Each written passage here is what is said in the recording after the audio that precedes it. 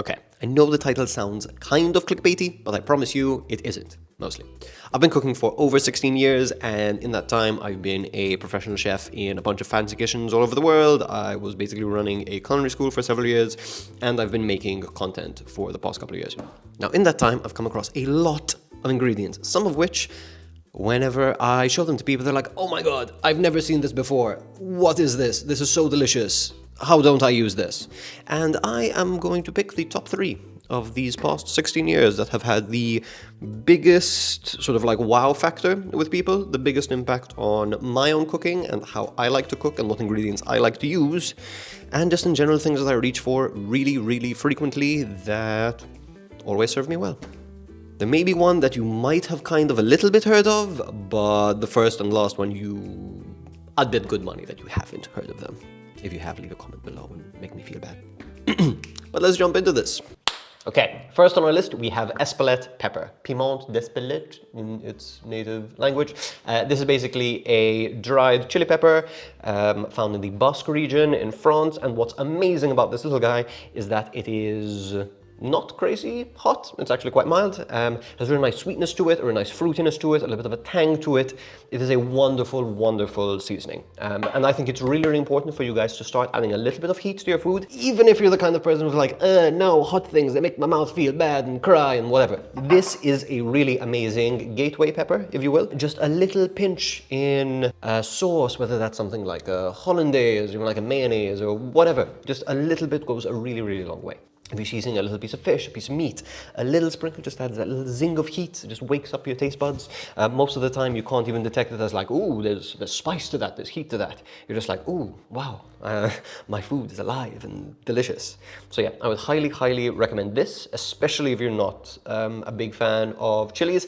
And even if you are, I think that the flavor of this is so wonderful that you should incorporate this into your regular day-to-day cooking. I tend to use a lot of chili flake. Chili flake was my chili flake. Yeah, so I tend to use a lot of chili flake, but the problem with chili flake, I don't know if you can see, but there's a whole bunch of these seeds. And while the individual flakes of the chili are like fairly mild in heat, when you get one of those seeds, it's like this massive... Yeah, don't inhale.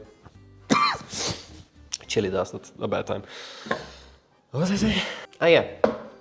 These can leave really big pockets of like heat just out of nowhere. If you're cooking this down, it's fine. If you're finishing, I would really recommend this. You can find this at like specialty artisanal stores or on the internet. I'll try to leave a link in the description that you guys can check out. It'll be an affiliate link and that would help. Thank you, bye.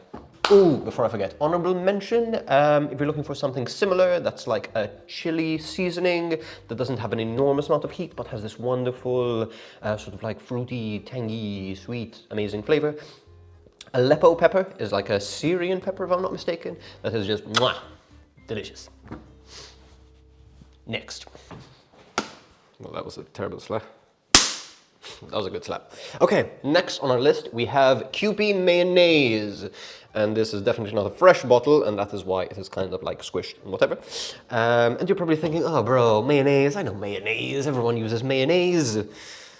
This is no ordinary mayonnaise. So number one, it's just way more delicious in my opinion. It is more yolky, more flavorful. I think it has MSG in there, which makes it really good. Was just a very, very flavorful mayonnaise. And I know you're probably saying, bro, I use mayonnaise on my sandwiches all day, every day. This is better, I'll start by saying that, but it's also very, very versatile, and you should be doing more with your mayonnaise. So yes, you can put it on sandwiches, you can use it as a dipping sauce, but when we're talking dipping sauces, you can also mix things up. So I'm sure you've heard of sriracha mayo. This will make the best sriracha mayo that you've had. If you want like a nice dipping sauce for some like dim sum or whatever, add a bunch of, I don't know, soy sauce, sesame oil, rice wine vinegar, like go nuts, and you can make a really nice dipping sauce that has a mayonnaise base. Aioli, chop up some garlic, maybe some smoked paprika, some of that Espelette pepper from before. Amazing dipping sauce. So improves your sauce game, obviously, but hey, it's mayo. We knew it was going to do that. Outside of those culinary uses, mayo is actually a really great Cooking medium. What do I mean by that? You don't just pour mayo in a pan and cook in it. You could, but what I would recommend is use like a couple tablespoons of this on like, I don't know, chicken breast, chicken thighs, pork, maybe even a steak could be good with this. Mayo is mostly oil that's seasoned with like vinegar and emulsifiers to make it like smooth and creamy. Coat the outside of that piece of meat and you can add other sauces to it. So let's take teriyaki for example. If you just had to cover a piece of chicken with teriyaki sauce and grill it, there's a lot of sugars inside of that. They might burn, they might crisp up too quickly. Some sauces are quite loose, so like soy or whatever, they're not going to adhere to the outside of your chicken very well, or your piece of meat very well. The mayo, if you use, let's say, like a 50-50 ratio of mayo to teriyaki, to chili oil, to, I don't know, whatever your heart desires, it will adhere to the outside of the piece of meat, and as you're browning it inside of a pan or on a grill, really nice crust, sticks to it really well seasoned. Mayonnaise, boys and girls, mayonnaise. Next. Okay. Last and most definitely not least, this has to be one of my favorite ingredients, and this is white balsamic vinegar. Now, one point of note, a lot of the balsamic vinegar that you find in supermarkets is garbage. And it's not real balsamic vinegar. Real balsamic vinegar has been like aged for a while and has a super beautiful, amazing, complex flavor and sweetness and natural syrupiness. All the stuff you find in supermarkets is shit. Sorry. Having said that, the real deal stuff, which you can find in specialty stores, some better supermarkets, etc., is crazy expensive, and I would encourage using that sparingly. So I wouldn't make a salad dressing out of like a really nice 25-year-aged balsamic vinegar super frequently. White balsamic vinegar is very similar to that really fancy dark balsamic vinegar that I was talking about. It is made from white grape must instead, which gives it a little bit of a lighter flavor. It isn't aged as long, which makes it a little bit more delicate, but it still has all those characteristic, like that light acidity that balsamic has. It's not super acidic. It also has a really wonderful sweetness.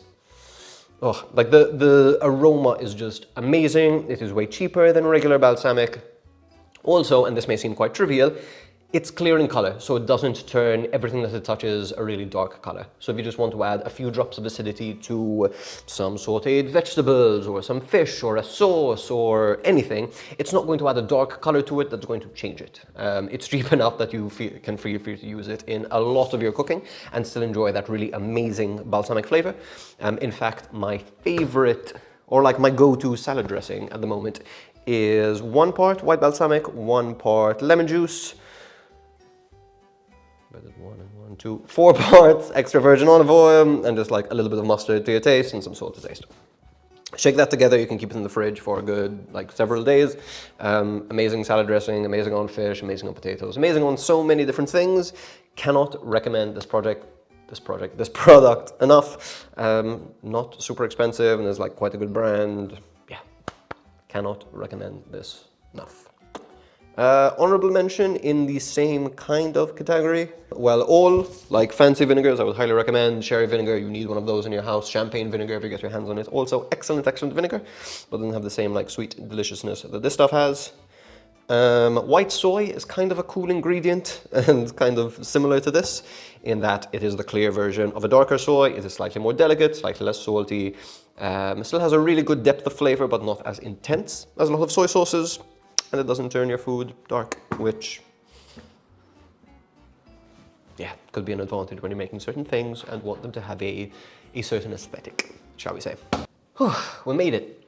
So those were the 3 ingredients that I think can make the biggest impact on your cooking, not just by obviously owning them and having them in your pantry, but utilizing them properly inside of your cooking and really seeing how best to use them for best results. If you have any questions of any of these products, please leave a comment down below. I'll try to get back to it and help you out with anything that you may be asking. If you have any suggestions of your own of products that you think are like game-changing, everybody needs these inside of their kitchen, I'm sure I could do 10, 20 plus ingredients that I think you guys would absolutely love.